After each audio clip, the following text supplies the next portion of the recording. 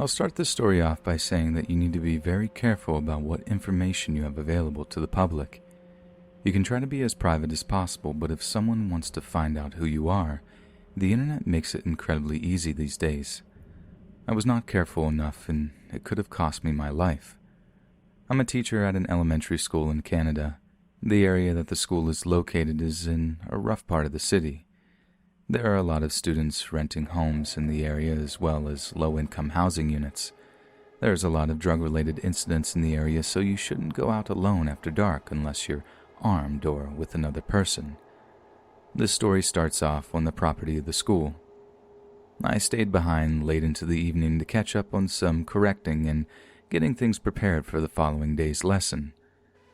I was looking out the window when I noticed a woman walking her miniature chihuahua. The dog squats to do its business, but the woman didn't pick it up. Figures. This happens a lot in the area, and kids use the grounds to play on. I was completely tired of people too lazy to pick up after their dog, so I ran outside as she was walking away and called out to her. "Hey, you mind picking up after your dog's business? This is a school where children play. Please just pick it up so I don't have to." The woman calls out, "I always pick up my dog's poop. She didn't poop, she just squat to take a pee." She walked away. I went over to the spot, and sure enough, there was a fresh turd there in the spot where the dog supposedly squat to just take a pee. I was very annoyed, but the woman was gone off the property now, and I couldn't chase her. A few days later, I'm driving into the school after my lunch break and see the same woman with her dog. Without thinking, I rolled down my window and said, "Oh, so you came back. Did you bring some bags this time to pick up after your dog?" The lady, who we'll call B, pulled out a bag from her pocket and said, "Yeah, I did bring a bag, like I do every time I take my dog out." Okay, I know this lady didn't pick up the dog's poop last time. I was about ready to argue when she said, "You have a wonderful day now. Nice car, by the way," and walked off. I drive a Mazda hatchback with no special features, so there was absolutely nothing nice about it. This weirded me out a little, and I started to continue down the road when I realized that, oh no, she knows exactly what I drive now. I'm a little bit of a paranoid person, so the absolute worst came to mind. I told myself that I was overreacting and forced myself to put it out of my mind. The next morning, I decided to go into work early to decorate the classroom for Valentine's Day. I'm the first to arrive at the school, and as I'm turning the corner to go into the school, guess who's there? It's B. She noticed me. She looked straight at me and gave me a nod, and raised her hand to me like an acknowledgement that she knew who I was. Scared, I waited for her to leave with her dog, and I left the school and drove around the area, hoping that I could find her and find out where she lives. No such luck. It was almost like she had vanished into thin air. The next few days went by without any sight of B. I had finally began to forget about her until one day after work I go out to my car and find a single bag of dog feces on my windshield. This is a clear message that I had angered her. I thought about calling the police, but what could I say? Hey, I told a woman off for not picking up her dog poop, and now there's dog poop in a bag on my car. They would have laughed at me. Again, another few days went by with nothing, until a note appeared on the windshield of my car. I shakily opened it, and it only had 2 words on it. My first name and my last. B had no idea who I was before I called out to her. We had never met each other before, and there was a big age difference. I being almost 40, she looked to be roughly 20. There was no way we could have met before. I was vividly terrified by now, and when I got home, my husband asked me what was wrong. I broke down and told him everything. Rick held me while I cried and told me to bring it to the school's attention. I did just that the next day. They told me that if I ever saw B on the school's property again to tell them, and they would call the police. It was as if she knew, because she hadn't been back on the property since. Not that I've seen, anyways. The story doesn't end here, but oh, I wish it had. On March 16th, I got the shock of my life. My husband and kids went to his parents' for the weekend, and I was home alone. I decided to go out and do some shopping. I went to the local grocery store and picked up food for the week and then filled the car up with gas. Upon my return home, I noticed a bag on my doorstep. I got out of my car and slowly made my way back up to the bag. It was full, and I mean full of dog poop. Attached to the bag was another note that said, "Open me." The contents of that letter changed my life forever. I'm going to share it with you and what it said, but I'm going to change the details such as names and addresses to change and protect my identity. It read, "Hi, Teresa Martin. As you know, I've found where you live. I know that you've got 2 children, Kendra, who's 6, and Liam, who's 3. Your husband, Rick, works as a real estate agent, and I know they're gone to your in-laws for the weekend. Obviously, you live at 62 James Lane. I thought I would write you this letter to show you how easy it is for people to find things about you. I thought about doing a lot of things, such as burning your house down while you're all asleep, and waiting out there with a gun and shooting any of you that try to run out to safety. I thought about tying you up in front of your children while your husband is at work and slowly doing things to you that will forever scar your children. And although I've had these thoughts, I'm also not a violent person. I just have violent thoughts. You should consider yourself lucky I'm not completely crazy. This is just a warning that if you anger the wrong person, they could be capable of doing some pretty nasty things, far worse than this. Oh, you might be wondering how I found out all the information. It started after you stopped in your car to try and tell me off. I now knew what kind of car you drove, so it made it easy. I went to the school's website and looked up the staff. I searched every single name on Facebook and Google until I found your picture and matched your name to your face. Your profile was private, but I did get to see your profile picture with you, your husband, and kids smiling for a Christmas photo. Your husband commented on the photo saying that this was the best Christmas picture yet. I now had your husband's name. Then came the hard part. I had to find your address. I took your husband's name and your name and I looked it up in the phone book. There were only 5 people in the phone book with your exact name. I went to each location to look for your parked car in the driveway. I got it on the second try. I felt triumphant. I could have just followed you in my car, but you would have caught on a lot quicker. This was more fun, like a mission. Once I found out where you live, I just had to wait around for the perfect time to leave this letter. Anyways, Teresa, I hope this doesn't scare you too much. I won't hurt you. I just thought I'd show you how dangerous it can be messing with crazy people. Sincerely, B. I lost almost all my sanity after reading this letter. This woman went through all this trouble because I asked her to pick up her dog poop. I immediately called the police and they took the letter and a description of B. Short, about 5'4", 140 pounds with long brown hair and green eyes. They couldn't do much because they didn't have a name. They just told me to call immediately if I see her, no matter where it was. Sure enough, I found her a week later. She was in the grocery store and in the aisle next to me. I froze. I quickly pulled out my phone and called the local police station. I told them who I was and the situation. They sent an officer out, and he was there within 2 minutes. They arrested Caitlin without incident, as I learned that's what her name was. She was held for 3 days before appearing before a judge. Since she had no prior criminal record, she was let off the hook with only community service. She has been ordered to stay off the school's property, and she's not allowed in my neighborhood, but I don't think that's going to stop her. I'm still terrified that this girl is going to do something to me or my family, especially since now she knows that I've contacted the police about her. I'm constantly checking over my shoulder, and I'm not sleeping at night. I wake in terror to every little noise. Guys, please be wary with what information you share online, and be careful when confronting a stranger. You never know who or what you could be dealing with.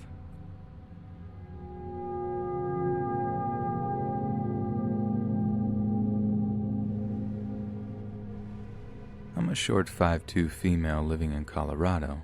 I'm 18 now, but this story happened when I was 14 and leading up to last year.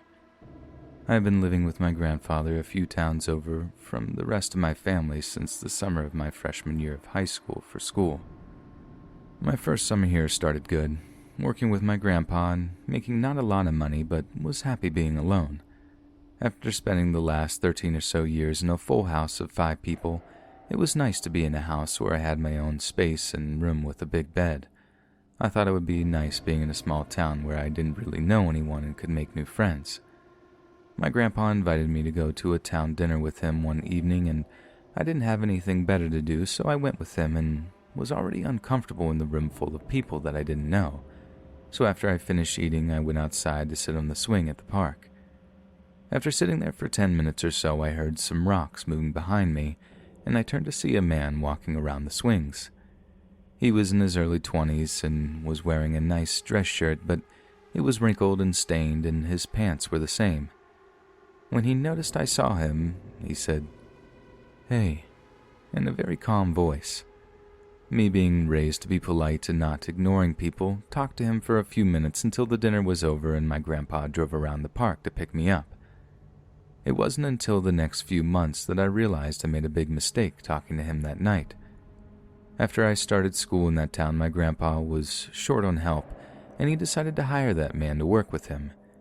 In my grandpa's words, that boy's ladder doesn't go all the way to the top, meaning he wasn't smart and did very dumb things without realizing they were dangerous during work.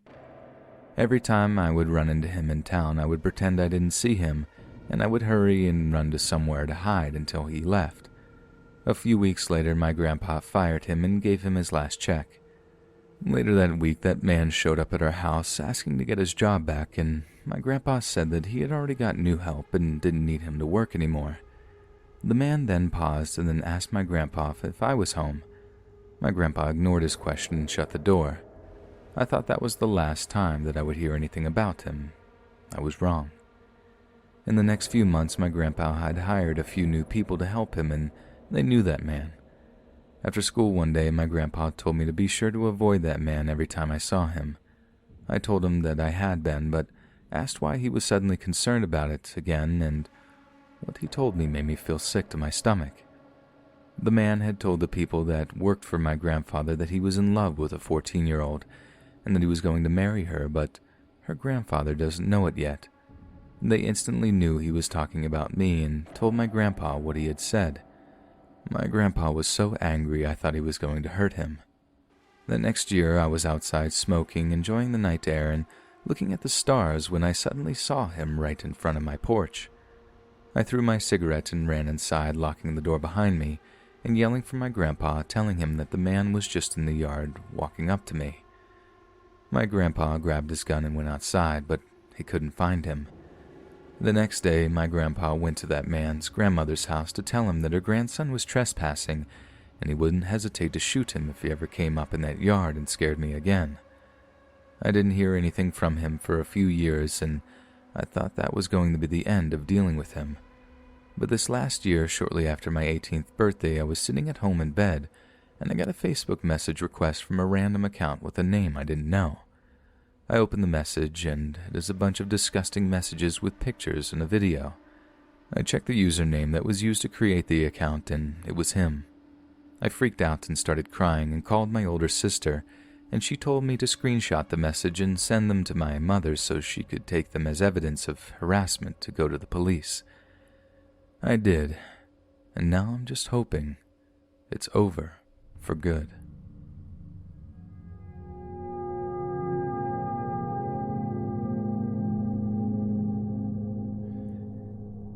My friends and I are really into camping and everything about outdoor stuff.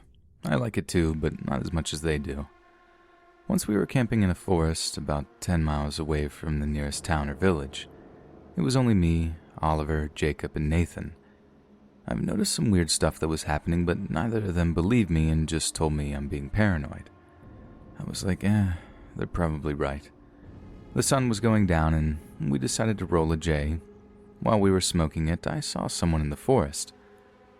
I was freaking out and told them what I saw. Nathan decided it would be a great idea to go out there and look around. He took his flashlight with him and went about. After like 5 minutes, he came back and said he saw nothing. I didn't sleep that night. The worst thing was that we didn't sleep in a tent, but in our hammocks. The next day was the worst. When the sun was coming up, I went to collect some wood for a fire. I was about 50 meters from our camp when I saw something hiding in the bushes nearby. I thought it was one of my friends, so I took a stick, threw it in the bush, and yelled, "Ha! Gotcha!" It wasn't any of my friends. He stood up. I freaked out. It was some middle-aged guy who looked like some sort of addict. I started screaming and sprinted to our camp. Everyone was up and they were like, "What are you doing?" When I told them, they believed me. We started packing our stuff as fast as possible. When we had everything packed, we wanted to go all the way back, but then Nathan said, "Guys, you should see this." We asked him what we should see, and he pointed in the direction that we had come here. "There's a bear trap on the ground. What should we do?" Oliver asked. I just told him we should get out of here. About 2 miles away from where we were camping, I noticed that someone was following us. I told my friends, and all of us started running. When I said all of us, I meant that guy as well. He was on our butts for like 2 miles and then stopped, turned around, and just vanished. When we arrived to the nearest town, we called the cops. Don't know what happened afterwards, but I hope to God that they found him. And I don't think I'll be going camping for quite a long time.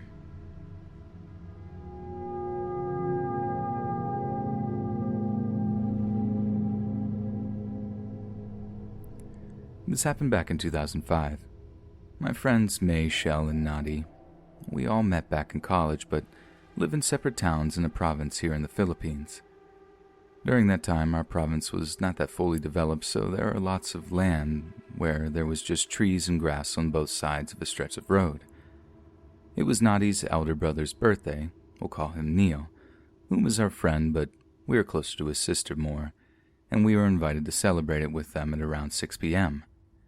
We got there, ate, had a nice chit-chat with around 7 or more people whom we are acquainted with as well.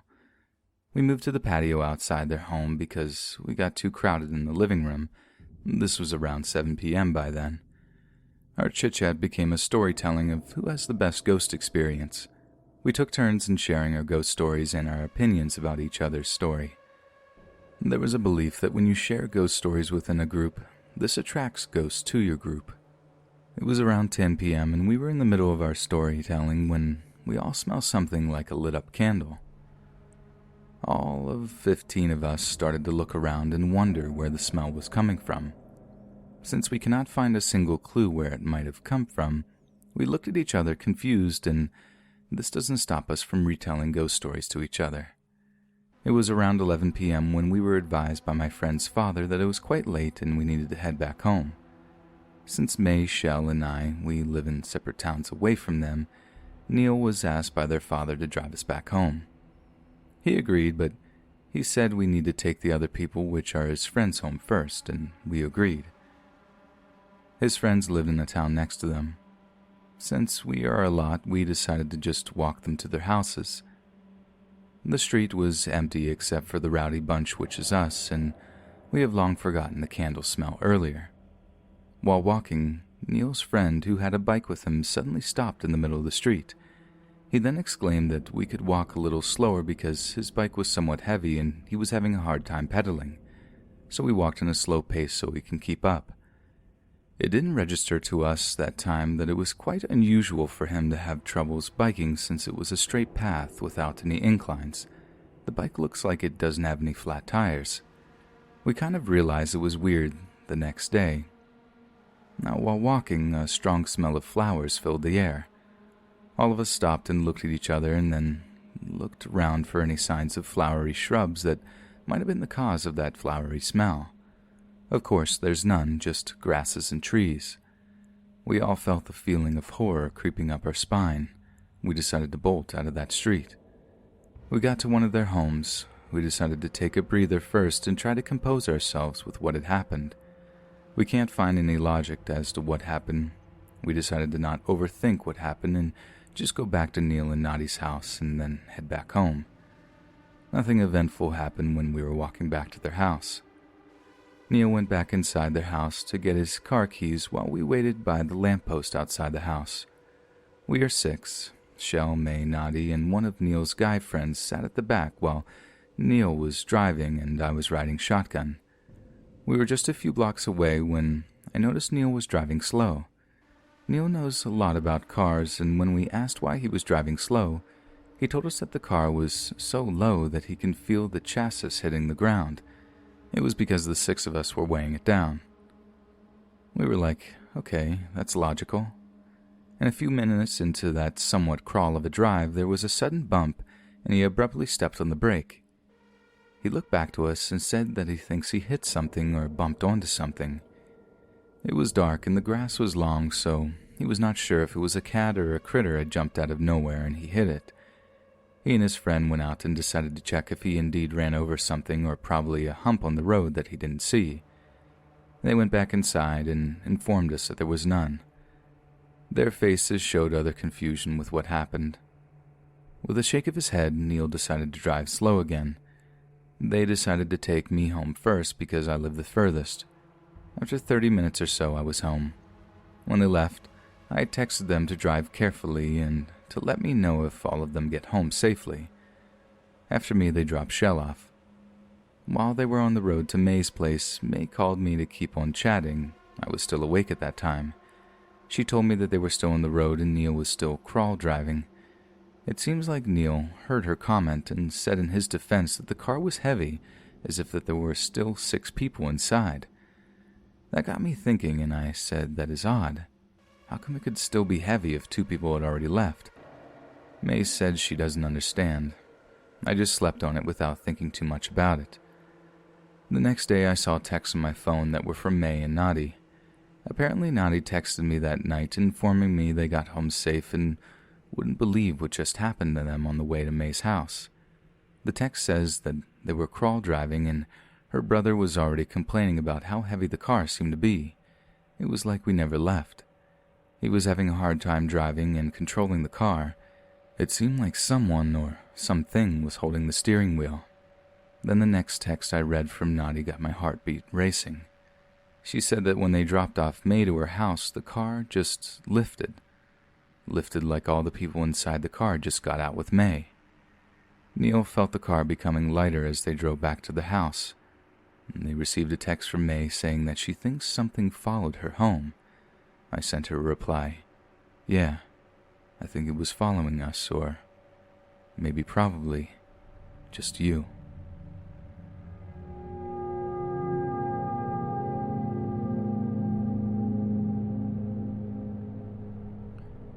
This happened in May 2015 in Wasilla, Alaska.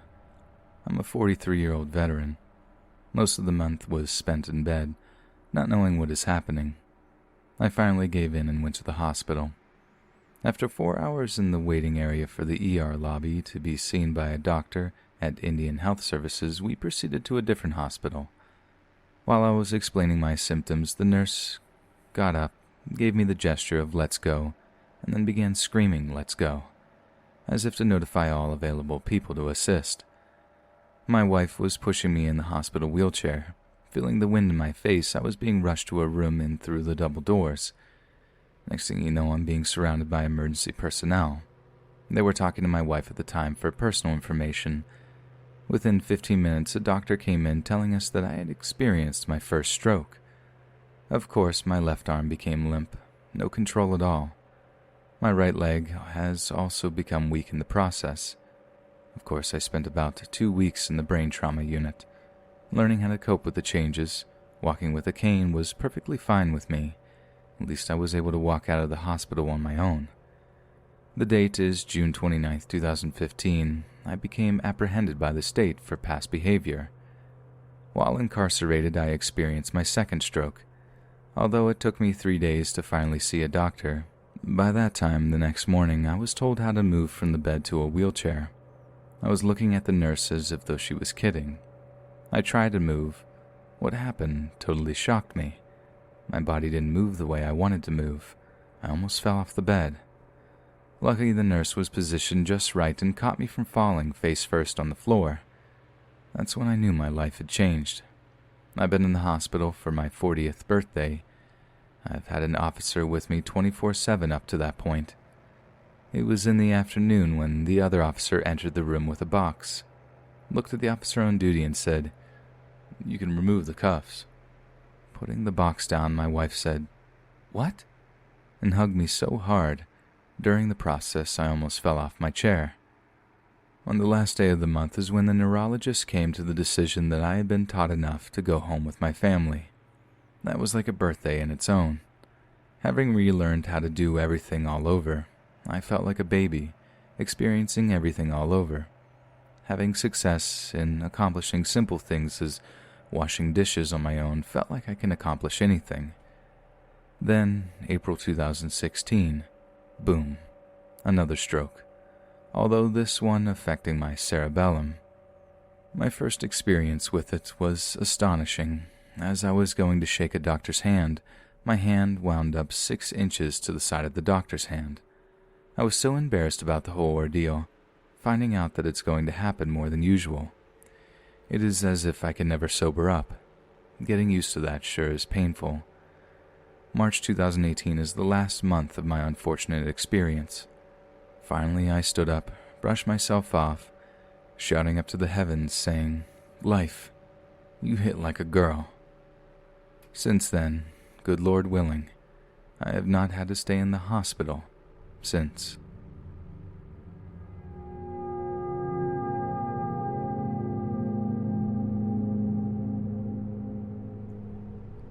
It's taken a lot to get myself to do this, as it left me paranoid and with moderate to severe hypervigilance. This added to my anxiety so badly now I require sleeping medication to put myself down for bed even. I will say this though, it's left me thankful I live in a stand-your-ground state. Let me start by stating, I'm a small person to my own dismay, 5'2", around 105 pounds. In high school, I was even smaller to make things worse. Being of small stature my entirety in the public school system, I was targeted quickly by bullies nonstop, which only created a nasty chip on my shoulder and the nasty trademark rage my family seemed to have. By high school, I was introverted, suspicious, and had a bad temper with a cussing problem. Not sure entirely how this started my predicament either, as I was not an inviting person. It started about when I was 17. Forgive me if some bits are fuzzy. I seem to have forcibly forgotten some stuff from then. I used to skip class a lot due to teachers not handling bullies and crippling anxiety problems I'd have in class. I wasn't even aware I had anxiety badly. Eventually, while skipping, I crossed paths with this kid from JROTC. He was tall, homely, chubby guy who I just tried to be polite with, but not overly friendly towards as he didn't pique my interest. He quickly asked me on a date, the JROTC dance, to which I naturally declined. Didn't ever want to hang out with that guy. Then later into the school year this interaction took place. Things got odd eventually. As an art nerd, I oftentimes hung out with my crush, fellow art nerd friend. I'd work on art, listen to music, or play my DS on occasion. We'd hang out in various locations at lunch. This is when the weird behavior started to show up. I finally noticed if we hung out anywhere but the art hall, that chubby kid would be nearby. I didn't register this as weird yet, though. It took a month of it happening before it felt wrong to me. Then one day I asked my art buddy, "Hey dude, I've been noticing this guy always hanging around when we're out near the student lounge. Have you noticed he's always close by when we're here? He's closer every time I'm aware." To which he replied, "Huh? That's weird. Maybe he likes you." I said I really hope not. I want nothing to do with him, frankly. I remember things escalated to that kid even skipping in my gym class. He even followed me to the tennis court or racetrack if we used them for class. I know for sure at some point I even went to staff to report his behavior as I was getting uncomfortable. I was told at one point to tell my counselor, to which she dismissed it as being harmless. He probably has a crush on you and doesn't know how to approach you. To be met by my ragey side, "I don't care, he's making me uncomfortable. I wanted to stop before he tries something. She simply said they couldn't do anything unless he threatened me verbally or they witnessed him doing his weird stuff. I was dismissed as if it were all in my head. I didn't care anymore what the staff thought. Something was wrong here, but I couldn't quite place my finger on the feeling the guy gave me. He tried a few more times to get me somewhere alone with him. At lunchtime, he couldn't find me as I was eating and hanging out with my crush and best friend in the art section, safely away from the weirdo. One day, while he was skipping in on my gym class, I got the feeling it wouldn't stop without me acting. I placed aside my fear of hurting another person and charged at him. I got enough running speed that I could jump and latch onto him tightly. I began to sleeper hold him. His oxygen-deprived, chubby self didn't last long before his knees got weak, at which point he obviously was going to pass out. I let up as a sign of mercy. I didn't want to knock him out. As I turned around to leave, he grabbed me, trying to shove me into a trash can, to which I kicked off the wall, ending his grip on me. It ended with my fist to his face to show I wasn't messing around. The gym teachers didn't even bother with us. They knew he wasn't supposed to be there. He also wasn't going to go to the principal to say he got his butt handed to him by a 90-pound girl, so I was left alone. After that, he seemed to keep more distance. It didn't stop him totally, but at least I put the fear of God into him, or a wrestling coach's daughter, I could say. I ended up dropping out and getting my GED. At this point, you'd think everything was done. I would see this guy show up at my work while I was working for McDonald's in town.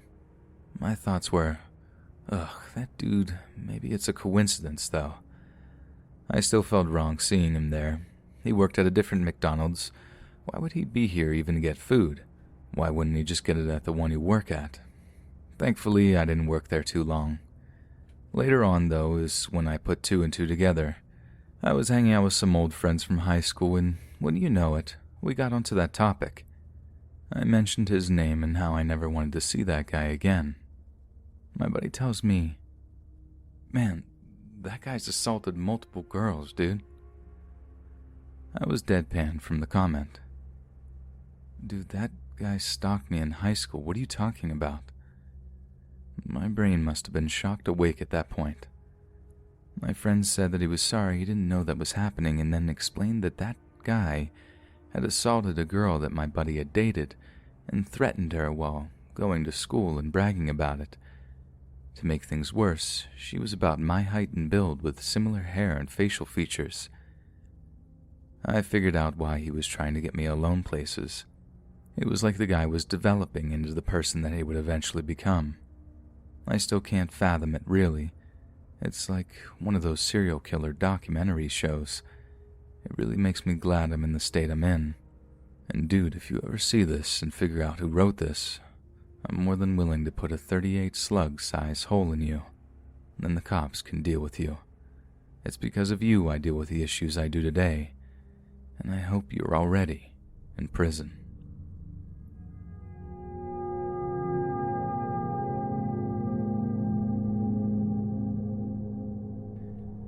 For context, I'm a 20-year-old female. I've had a profound fear of the dark since I was around 4 or 5 years old, and it carries on to this day. No matter where I am, I always have access to light, or it causes me to have immense anxiety. I sleep with the light on and very rarely ever sleep without it. My first experience with a shadow figure at the end of the hall was when I was around 5. My mother and I were visiting her friends for the night. We were spending the night as guests sleeping on the floor in their office room. Directly down the hall was the door that led into the grandparents' room, and a large plant stood next to the door. My mom snuck off in the middle of the night and did not come back for several minutes. I was petrified of being alone and felt the overwhelming feeling of someone watching me. The way I was positioned was where I could turn my head and look directly down the hall. What I saw was a large, shadowy figure of a man. It had no face, but had shadows that were curled around it like smoke. I called out thinking it was my mom playing a prank on me. Of course it wasn't. The thing just continued to stare at me from the doorway of the closed room. Skip forward to around 4 years ago, and I'm 16. My uncle owns a large home with 2 stories. The hallway of that house has 3 doors. The one on the left leads into the bathroom, the right into the master bedroom, and a few feet away is the door to a spare room. In the middle of the day, I was in the kitchen, which lets you look directly down the hall towards the back room. I could see the same shadow figure watching me from the hallway. The feeling of dread and anxiety was still there after 11 years. I've had the thing following me since I was a little kid.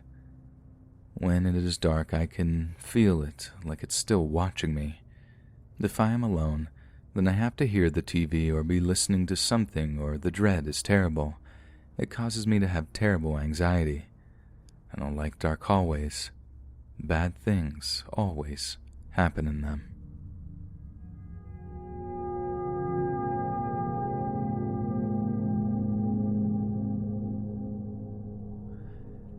My family likes to take long road trips from time to time. There are 7 of us in total, so we usually take the family's 2005 Chevy Suburban. It was getting old, but could still normally handle long trips easily, as my dad is a master mechanic and kept it well maintained. However, this trip was different. My dad had recently fixed a truck for some friends of the family who had recently moved away into Billings, Montana, while we were in eastern Iowa. My parents decided that we could take the friend's truck over to them and make a vacation of it. So we loaded the friend's truck onto a car trailer, and we all piled into the Suburban and hit the road. As we neared the northern border of Iowa, my dad came to the realization that the trailer brakes had stopped working. I heard him talking to my mom on how we could probably make it just fine with the brakes on the Suburban, but both of them couldn't shake a sick feeling they had. We already have a heavy Suburban car trailer with a pickup truck on it and a riding lawnmower and some other parts in the back of the pickup truck. If we had to slow down or stop, it would be quite hard. Then my dad remembered a friend of his who ran a truck repair shop nearby and gave him a call, and his friend quickly agreed to help repair the trailer brakes. So after an hour and a half of waiting around in a tiny town, we were back on the road again. As we continued north, we began to notice dozens of motorcyclists everywhere. That's when we realized we were heading through South Dakota at the same time as Sturgis. For anyone who doesn't know, Sturgis is a huge motorcycle rally in Sturgis, South Dakota. Now my dad quickly begins to get a little tense, as, while he has nothing against bikers, but due to the sheer amount of them and the large vehicle and trailer combo, it was going to be a challenge to get to our destination. We make it to the hotel that we had managed to book that night and continued on with our journey. Now my mom had really wanted us to visit Mount Rushmore for obvious reasons. It was along the route and we wouldn't have to make too much of a detour. As we were getting closer to Rushmore, I noticed more and more mountains and even more bikers as we continued to push onwards. We finally made it to Mount Rushmore, and as soon as we had the Suburban parked, my dad immediately gets out of the car and sits down and starts shaking with his head in his hands. My dad is not easily shaken at all, and seeing him in this condition surprised me. I go to ask him what was wrong when my mom grabs my arm and pulls me away and leads all my brothers away to some public restrooms. A little while later, my dad joins us at a bookstore, having mostly calmed down. I then hear why my dad was so shaken up. Turns out, we had nearly killed over a dozen bikers at the bottom of a long and steep hill. We were trying to make our way down the hill. My dad realized that there was a large group of bikers at the bottom of the hill, all stopped at a red light, which had to be the worst place intersection I had ever seen. When my dad saw it, he stomped on the car's brakes, and to his horror, they failed. He then locks the trailer brakes, and they somehow bring us to a stop. He's not even sure how they managed to do it, but we all thank God that they did. We knew for certain that if we had not fixed the trailer brakes, we would have certainly crushed all those bikers who had no idea they came so close to meeting their fates that day.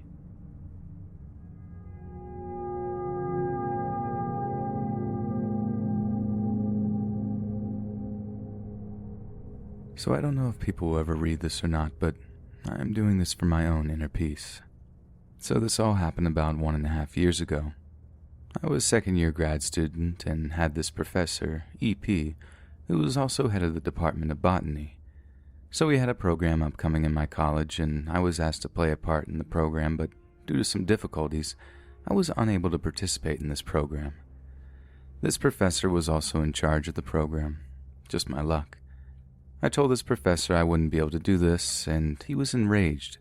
He threatened that he would have me failed in my exams and ruin my reputation. Some background on this professor: he is seriously one of the worst hypocrites and one of the worst people I have ever encountered in my life.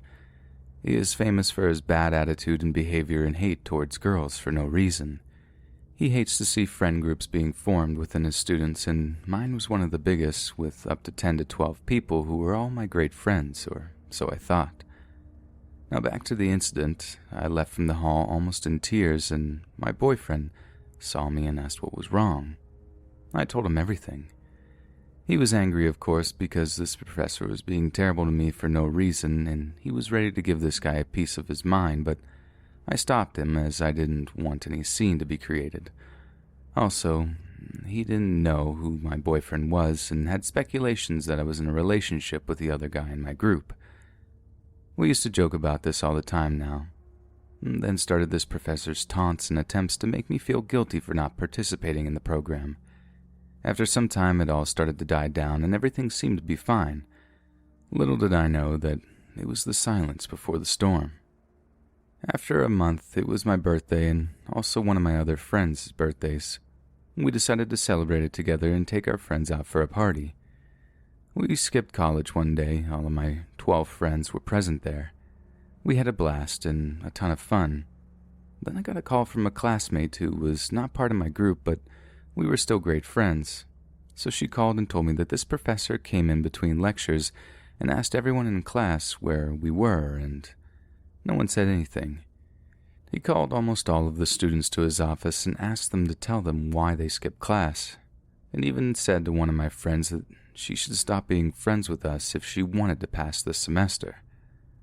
I was in shock and told everyone what my friend told me. Everyone was scared because we know how much of an idiot he can be, and one of my superiors quit college because of this guy. Next day, he punished every one of us, asked us to stand out of class, and after class was over, he called myself and two of my friends to his office, asking us where we all were. We all made excuses, but I could sense that he already knew where we were. So I told him that we had all skipped college so we could celebrate my birthday and my other friend's birthday, and I started to apologize. This professor berated me, my character, my parents, who knew about the party, calling me all kinds of terrible names and saying I was characterless. I was there for over an hour listening to his verbal abuse. I really wanted to cry, but I didn't. I just left and told my parents what had happened. They told me not to worry and would confront this professor. I asked them not to, as I didn't want this to become a topic of gossip. Once again, this guy indirectly started calling me terrible, baseless names in between his lectures. I felt so small and helpless and was really slipping towards depression. My so-called friends also started to drift away from me, causing our group to break up, and they all became this professor's favorite students. How, you might ask? They would tell him everything, every bit of gossip and everyone's opinions about him, and in return he would give all of them extra marks and credits and praise them while criticizing me. I started to think it was all my fault. I stopped talking to my classmates, my parents, and my boyfriend. Thinking that this was all my fault and the reason why the group broke up because of me, I started sitting alone and drifting into a depression. This incident was where the breaking point really began and where I took actions against this professor. One day during his lecture, his phone was constantly ringing, so he went out to talk. Everyone in class was starting to talk, and I was sitting with a few of my friends. I was talking with them, and just within a split moment, I heard my name and the two friends' name being shouted in class. He was so loud even the professor on the corridor came out to see what was happening. The professor's face was red. I had never seen anyone this angry. We all stood up, and he once again scolded us and made us stand outside for his class for over 3 hours. We were all crying and asking him to forgive us. We were all girls, and I even said that what would happen if one of us faints, what will he do?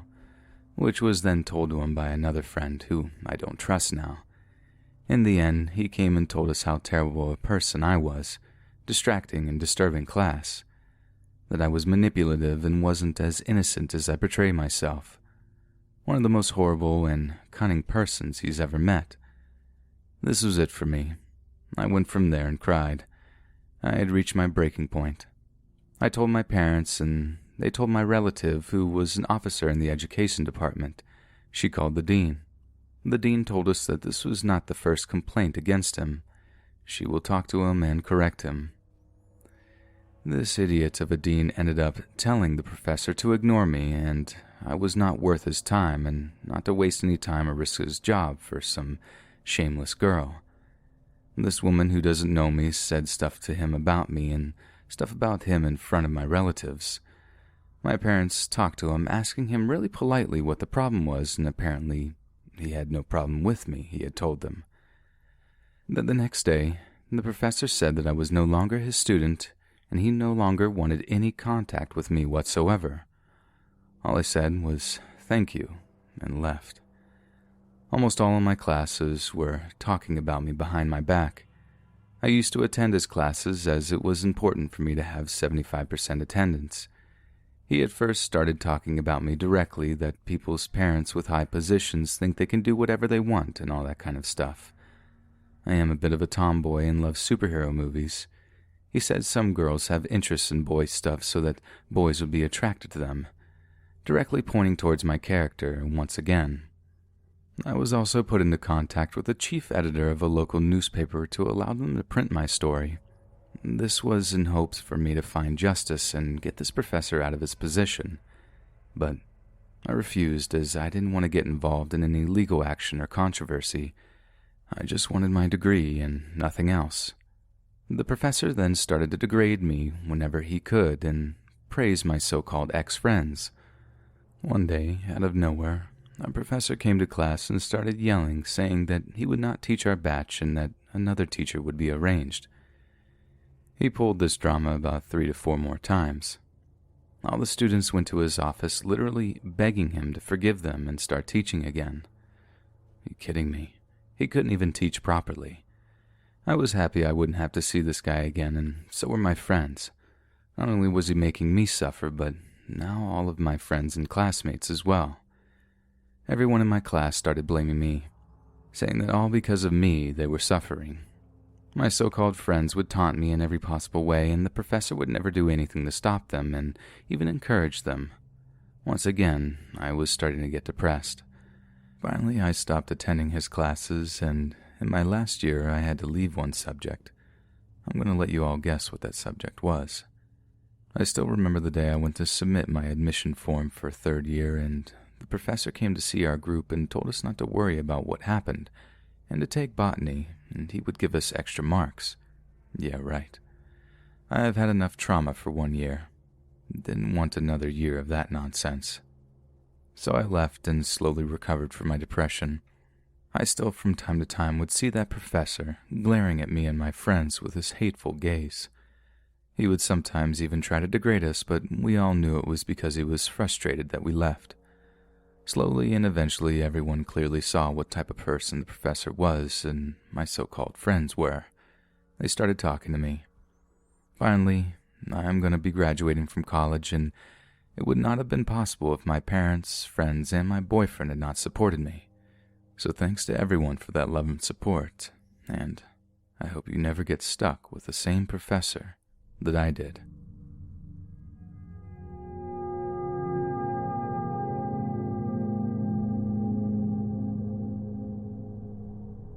For some context, I'm a 24-year-old female that lives with 2 roommates in South Florida. The neighborhood that we live in is right off of a busy road.